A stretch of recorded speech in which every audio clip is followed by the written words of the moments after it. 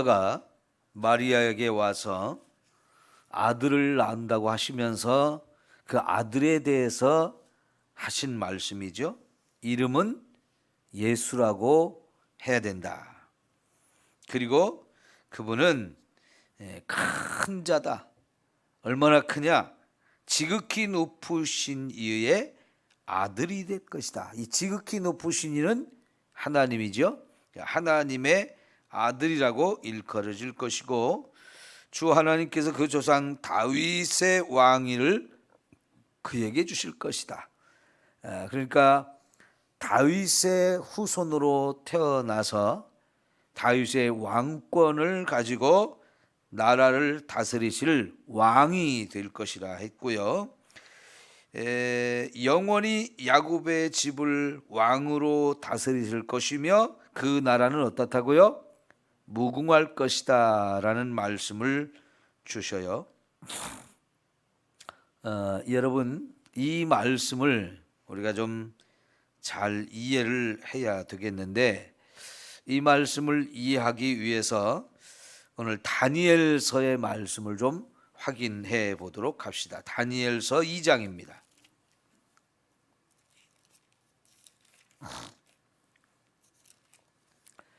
1233페이지 1233페이지 다니엘서 2장 34절에서 35절을 보겠습니다.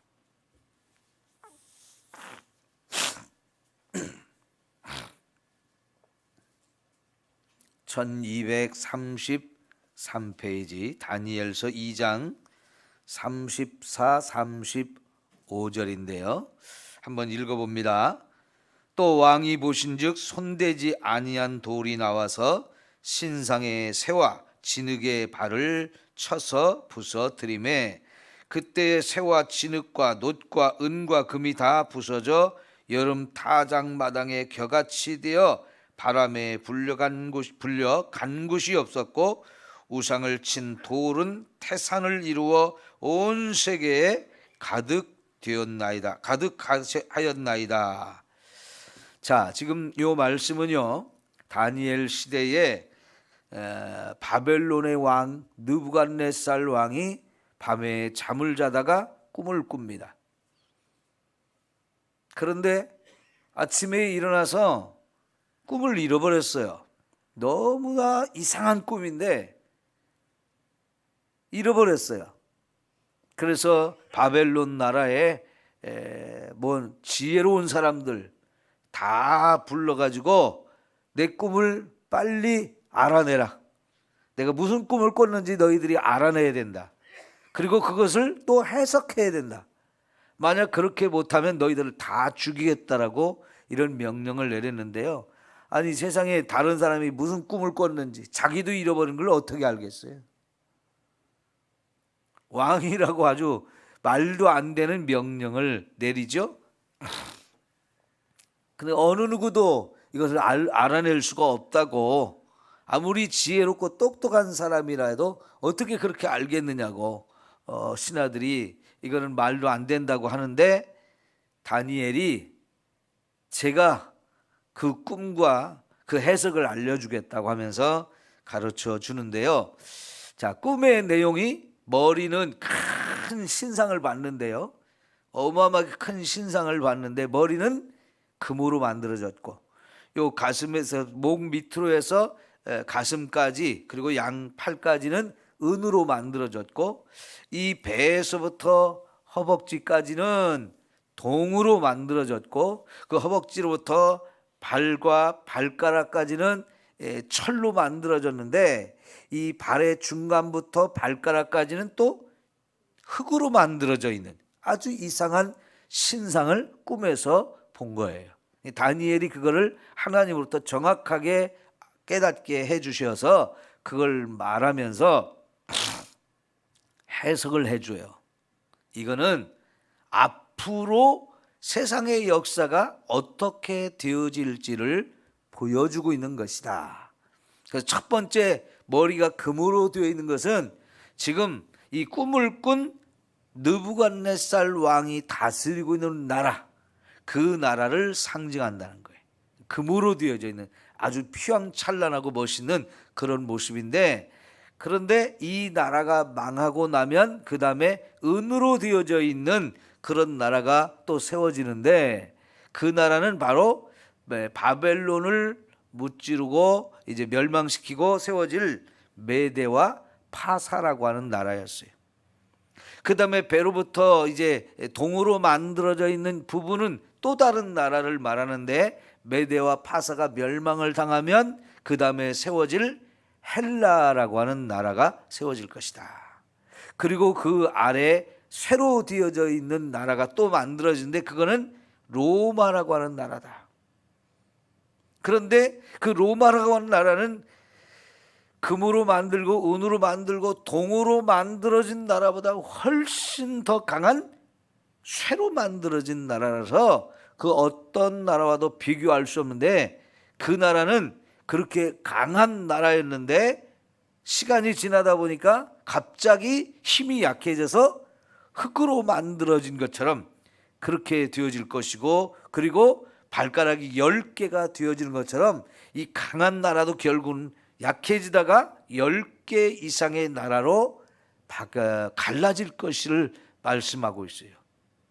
근데 이런 큰 신상이 서 있는데 어느 날 갑자기 하늘로부터 큰 돌이 하나 날아오더니 이 신상의 발을 팡 치니까 이 신상이 완전히 무너지면서 타작마당에 겨같이 하나도 남지 않고 다 날아가 버리고 사라지더라는 거죠.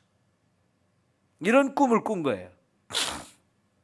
그러니까 이 신상에 각각 다르게 되어져 있는 이 부분들은 이후에 바벨론이 막 왕성하다가 망하고 또 다른 나라, 또 다른 나라, 또 다른 나라가 이렇게 세워질 것을 말씀하는 건데요. 사실 이 말씀 그대로 되어졌어요. 그럼 앞으로 세상이 어떻게 되어질지 이거를 정확하게 우리에게 가르쳐 주실 수 있는 분은 누구냐? 하나님밖에 없죠. 하나님께서는요, 온 세상 우주 만물을 지금 다스리고 통치하고 계시는 분이에요. 여전히 지금도 우리나라가 남과 북으로 갈려져 있고 이것이 통일이 되느냐 안 되느냐 누가 결정하시느냐? 하나님이 하셔요. 우크라이나와 러시아가 지금 전쟁을 벌이고 있는데 어느 나라가 질고 어느 나라가 승리할 것이냐, 이것도 하나님이 결정하셔요. 미국이 있고 일본이 있고 중국이 있고 수많은 나라가 있는데 이런 나라들의 각각 나라가 어떻게 갈 것이냐, 하나님이 결정을 하시는 분이에요.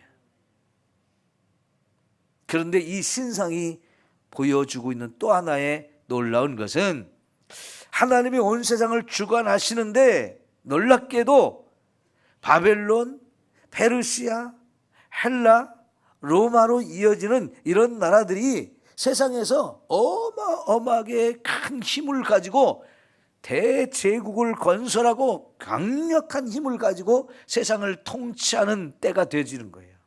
그럴 때 하나님 나라는 온데간디에 없어진 것처럼 되어졌어요. 바벨론이라는 나라가 유다를 가서 공격해가지고 나라를 멸망시켜버리고 거기 하나님을 섬기던 성전도 다 깨뜨려버리고 성전에서 하나님을 섬기는 데 쓰던 기물까지도 다 바벨론을 끌고 가서 신상을 섬기는 그 신전의 창고 깊숙한 곳에 처박아 놔버렸죠. 그때부터 이 하나님이 세우신 이 하나님의 나라는 그냥 세상에 없어진 것 같았어요. 백성들을 다 포로로 끌려가서 사방에 흩어놔버리고 남은 사람은 죽이고 또 남은 사람은 그저 힘없는 아주 무지랭이들만 남겨서 그 땅에서 농사만 짓게 이렇게 만들어 놓으니까요, 하나님의 나라는 그냥 없어진 것처럼 보이고 세상 나라는 막 어마어마한 거예요. 근데 그런 나라들이 계속해서 한 나라가 망하면 또 다른 나라가 세워지면서 계속해서 그런 나라들이 막 왕성하게 일어나는 거예요. 여러분, 때로는 이렇게 하나님의 나라는 참 엉망이 되어져 버렸는데 세상 나라는 이렇게 어마어마한 힘을 가지고 역사를 하는 그런 시대가 있어요. 왜 그럴까요? 결국은 하나님의 나라 백성들이 하나님 말씀대로 살지 않기 때문에 그 나라가 이렇게 엉망이 되어져 버린 거죠. 오늘도 여러분, 하나님을 믿는 저와 여러분이 제대로 된 신앙생활을 하면 하나님께서는 이 하나님의 나라 교회를 더욱 왕성하게 하시고 부흥하게 하시고 세상 가운데 큰 일을 하게 하셔요.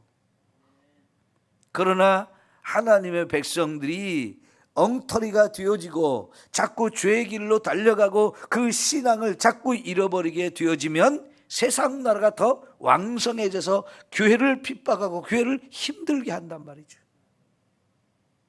이것 때문에 세상 나라가 커지는 거예요. 이 원리는 예나 지금이나 변함이 없어요. 그렇기 때문에 어느 시대든지 간에 하나님이 세워진 하나님의 나라 백성들은 신앙생활을 이왕이 하는 거 제대로 해야 돼요. 그게 하나님이 원하시는 거란 말이죠. 그런데 하나님의 백성들이 선지자들을 보내면서 계속해서 그 죄를 책망하면서 돌아와라, 하나님 앞에 믿음으로 바로 서서 말씀대로 살아라, 아무리 강조해도 이걸 안 들으니까 결국은 참고 참으시던 하나님이 그 나라를 이방 나라 사람들에게 넘겨주는 거예요. 그래서 바벨론이 그렇게 왕성하게 커져가지고 온 세상을 지배하는 강력한 대제국을 건설하죠. 그런데요, 그런 세상 나라는 결코 오래가지 못해요. 그래서 결국은 그렇게 일어날 때는 막 어마어마하게 일어나는데 망하는 것도 한순간이었어요. 그래서 메대와 파사가 연합군이 힘을 합해서 바벨론을 멸망시키고 메대와 파사는 더 큰 나라로 만들었습니다. 강력한 힘이죠. 그때 이제 고레스 왕이 하나님의 백성들 70년 동안 포로 생활하던 사람들을 고국 땅으로 돌려보내고 거기서 다시 성전을 건축하고 예루살렘 성벽까지 재건하면서 다시 신앙생활 잘 하게 해줍니다. 그러나 아직은 그 하나님의 나라를 크게 세워줄 만한 그런 모습이 아니기 때문에 성전도 건축하고 성벽도 재건했지만 힘이 미약해요. 여전히 페르시아의 속국입니다.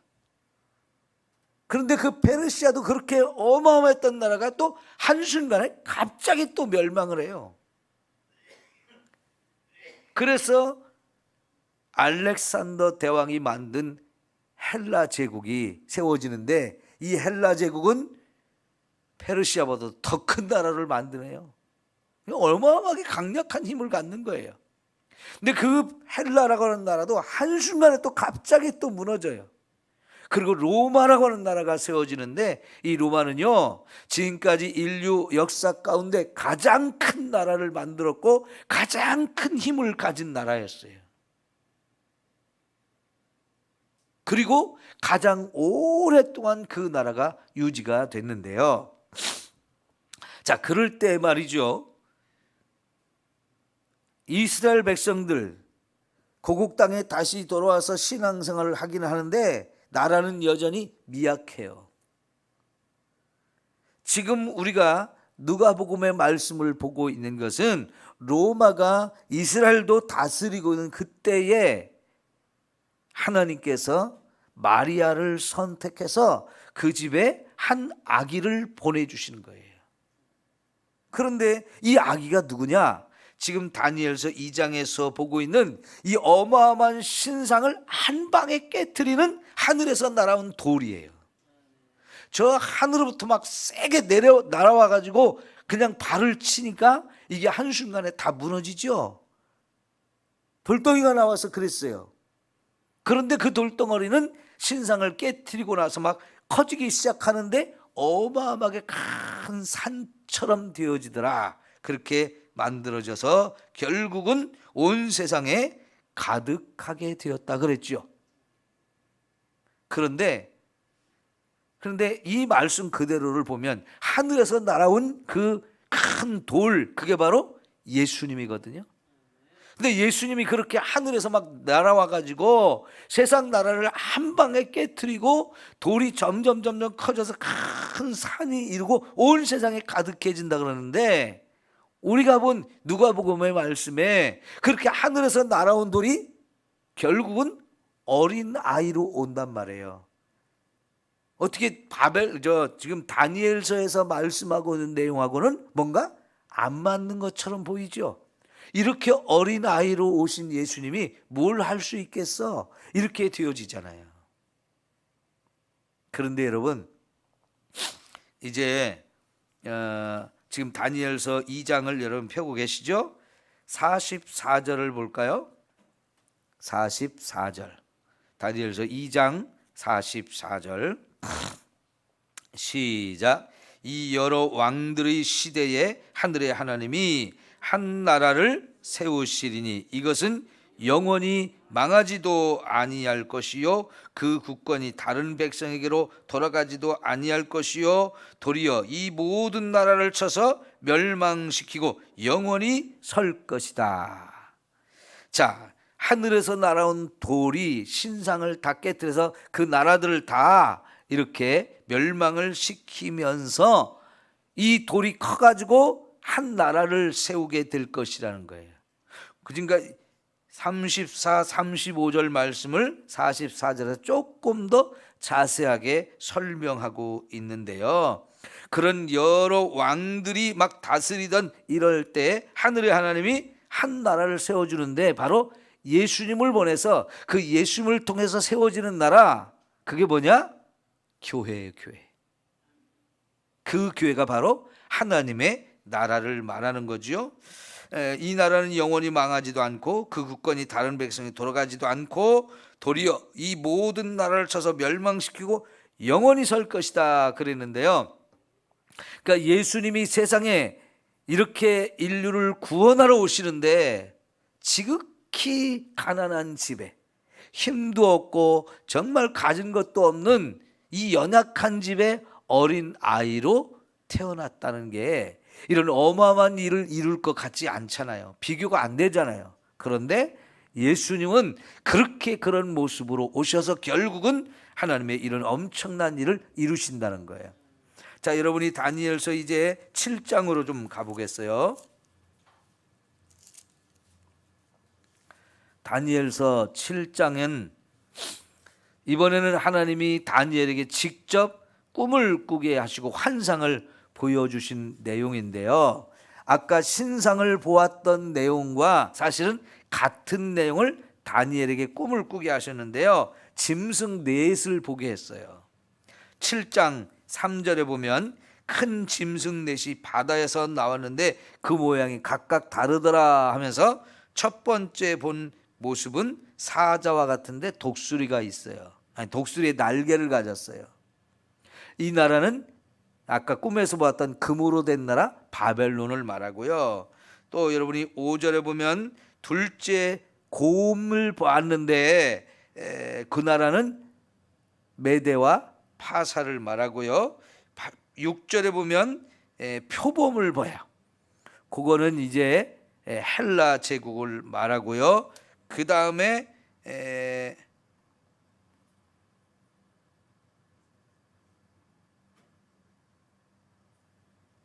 7절에 보면 넷째 짐승이 나오는데 무섭고 놀라우며 또 매우 강하며 또 쇠로 된 큰 이가 있어서 먹고 부서뜨리고 그 나머지를 발로 밟았으며 이 짐승은 전에 모든 짐승과 다르고 또 10뿔이 있더라 그랬어요.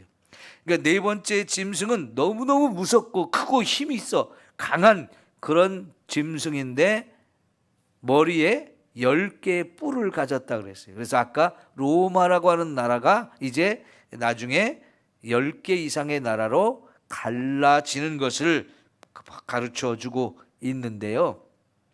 이 10개 이상의 나라, 로마가 망하고 결국 로마가 지배하던 그곳에 유럽에 수많은 나라들이 생겨지는 거거든요.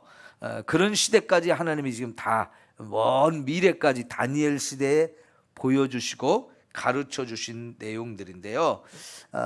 그 뒤에 이제 역사들이 쭉 나오게 되는데, 여러분 넘겨서 13절 볼게요. 13절 14절. 다니엘서 7장 13절 14절. 자, 같이 한번 읽어볼게요. 시작.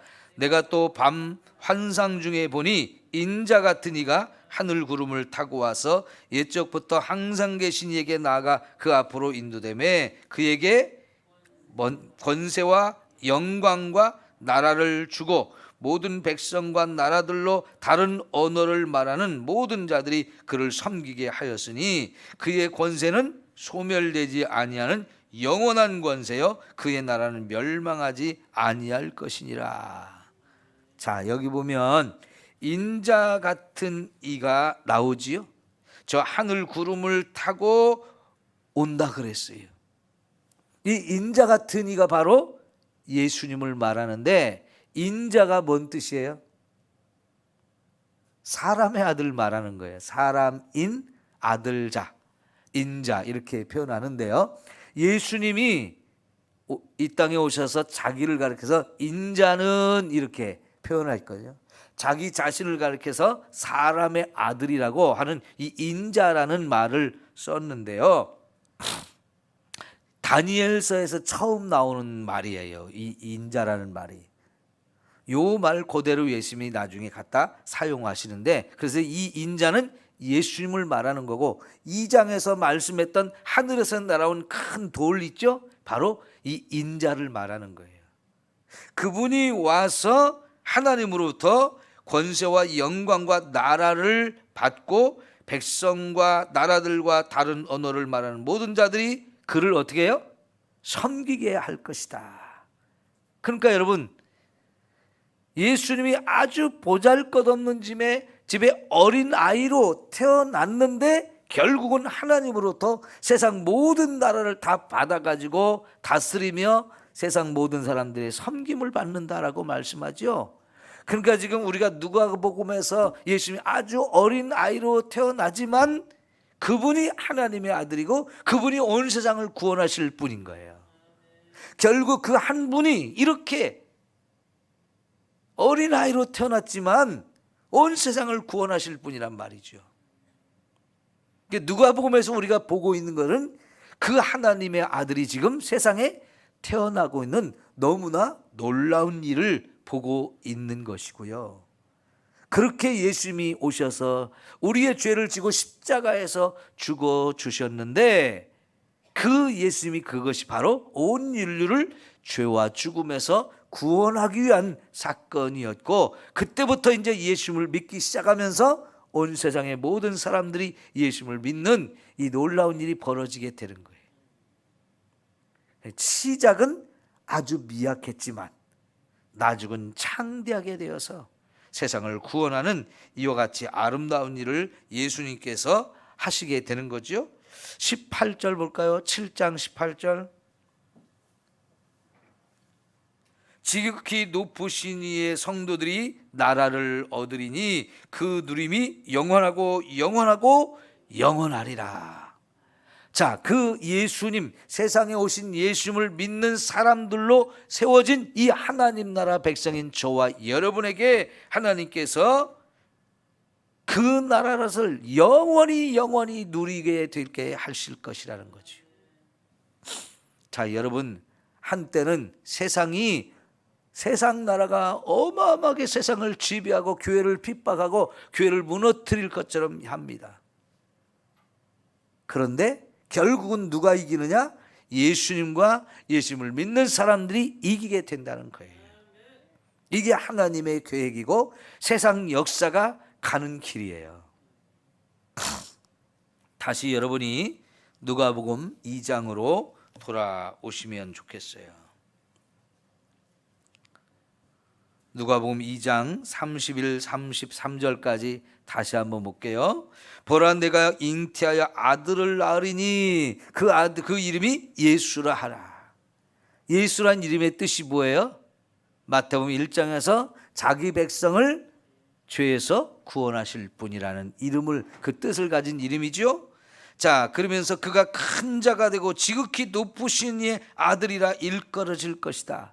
지금은 마리아의 집에, 마리아의 아들로 태어나지만, 사람의 아들로 태어나지만 결국은 그분이 하나님의 아들이라는 거죠.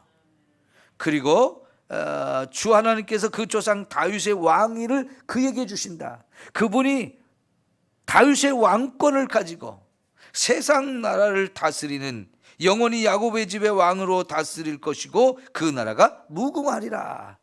다니엘서에서 예언한 내용 그대로를 지금 천사가 가르쳐주고 있는데요.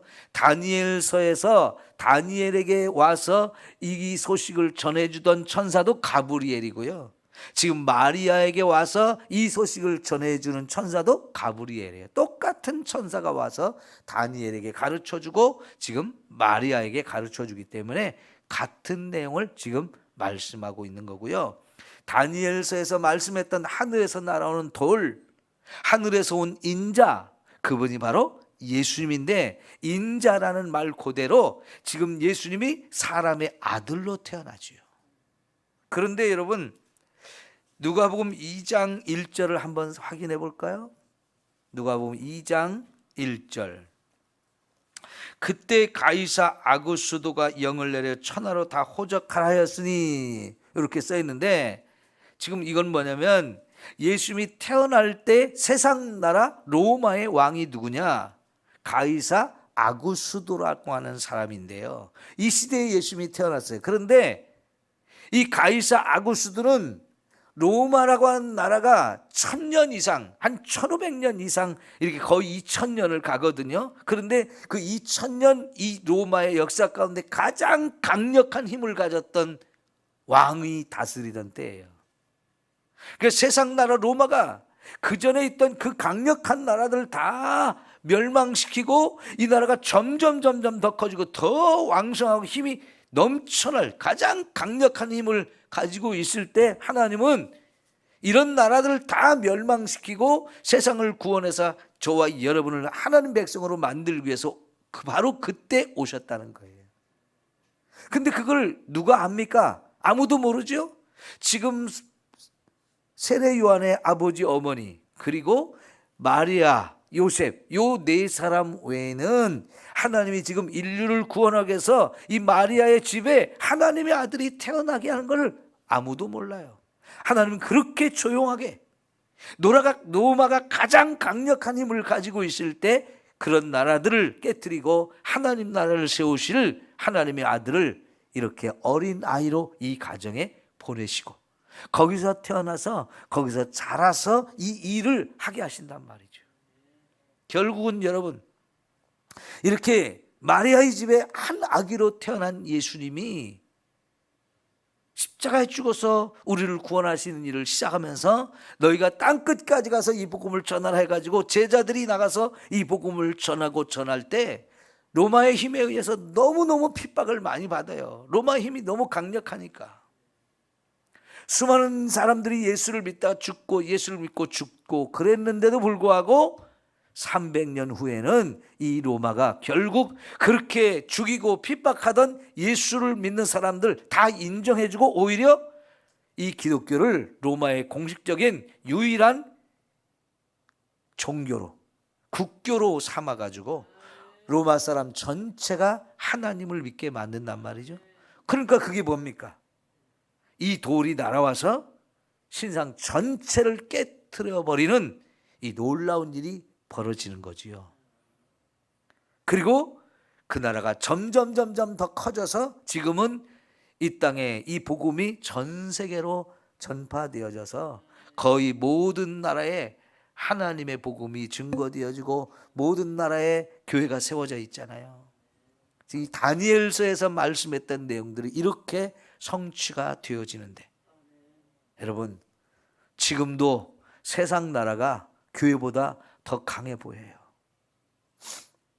유럽의 기독교가 다 무너지고요, 미국의 기독교도 점점 무너져 가고 있고요, 우리나라도 지금 점점 교회가 어려워지는 상황인데, 어제 저녁 뉴스에 저와 여러분이 그렇게 지금 절대로 만들어져서는 안 된다고는 차별금지법, 이 법을 어제 국회에서 논의를 했어요. 이걸 만들자고. 민주당 사람들이 그 법을 만들어야 된다고 법사위라고 하는 이 작은 위원회에서 그 법을 가지고 논의하자고 갑자기 이렇게 안건을 들고 나왔는데요. 원래 그거는 간사들끼리 협의를 해서 무엇을 이번 법안을 논의해 가지고 이제 법을 만들 건가 그걸 미리 결정을 하고 그게 하는 건데, 그걸 무시해 버리고 갑자기 그 법을 논의하자고 하니까 국민의힘이 그 회의 자리에서 퇴장을 해 가지고 결국은 회의가 진행이 안 됐는데요. 어제 국회에서는 이 법을 제정하려고 하는 사람들에 의해서 그런 일이 벌어졌다고요. 만약 이 법이 만들어지면 한국교회는 엄청난 피해를 입고 무너지게 되어 있고, 그리고 우리의 자녀들 다 이 성적인 노예가 돼서 교회를 떠나고 하나님을 떠나는 이런 어마어마한 일이 벌어질 거예요. 어쩌면 한국교회가 그렇게 기도를 하고 그렇게 이 법을 막으려고 해도 세상이 그렇게 이런 법을 만들 수 있어요. 그렇게 만들어질 가능성이 많아요. 그럴지라도 여러분 실망할 거 없어요.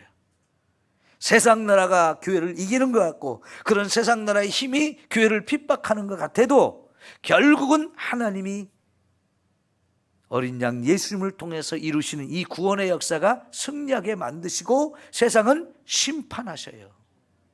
이게 하나님이 계획한 역사의 방향이고 하나님이 이끌어 가실 세상을 주관하실 분의 생각이고 계획이고 뜻이에요. 그러니까 여러분, 아무리 세상이 커지고 교회가 핍박을 당하고 힘들고 어려워지는 상황이 돼도 우리는 예수를 꼭 붙들고 계셔야 돼요. 믿음을 잘 유지하고 계셔야 돼요. 우리가 더 힘든 상황 속에서 신앙생활을 해야 되는 상황이 올 수도 있지만 그거 얼마든지 견딜 수 있어요. 왜? 최후 승리는 예수님에게 있으니까요. 이걸 알고 우리가 신앙생활을 하면 아무리 힘들고 어려운 상황이 와도 우리는 괜찮아요. 그러나 지금은 우리가 이런 법이 만들어지지 않도록 위해서 기도해야 돼요.